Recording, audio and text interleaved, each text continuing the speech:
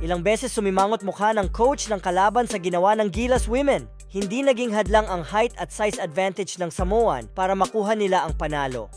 Dahil sa blowout win ng Gilas women laban sa Maldives at Lebanon, ay automatic silang nakapasok sa semifinals at nakaharap nila ang Samoa country sa Division B ng Under-18 Women FIBA Asia Cup 2024. Halata ang height at size advantage ng kalaban pero hindi naging hadlang sa ating women national team. Maagang sumimangot ang coach ng Samoa dahil sa 8-3 run ng Gilas sa opening frame at umabot pa ng 12 points ang kanilang kalamangan sa pagtatapos ng first period.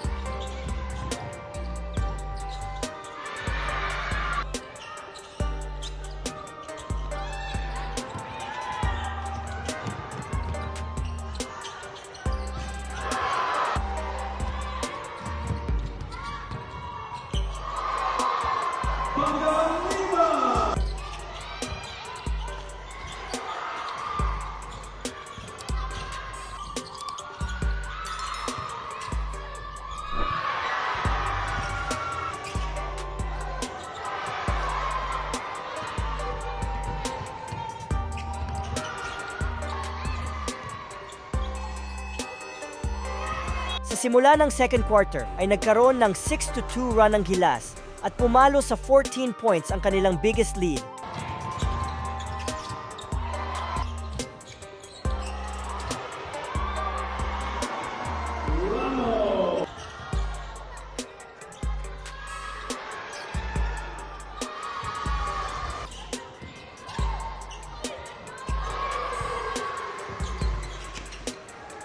Pero under 8-minute mark ay nakabawi naman ng 10-0 run ng Samoa at naibaba nila sa 6 points ang lead ng Gilas women.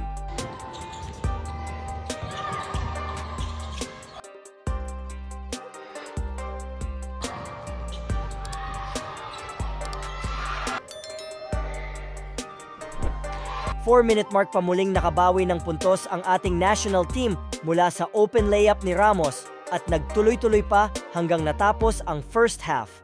8 points ang abante ng Gilas sa score na 31-23 halftime.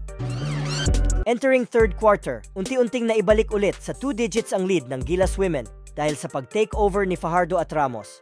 Sumimangot na naman ulit ang coach ng Samoa. Tinapos nila ang third period na merong 10 points lead sa score na 49-39.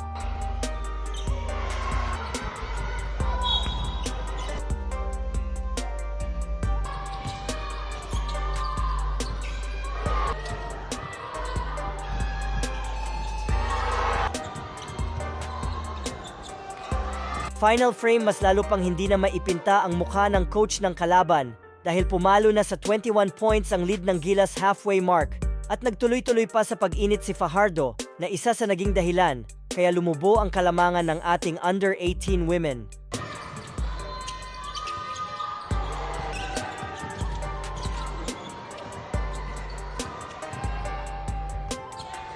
Sa huli ay nakuha ng Gilas ang panalo sa score na 71-47. Bound to finals na ang Gilas women under 18. Maraming salamat sa panonood mga idol. Paki-like ang video at subscribe for more updates.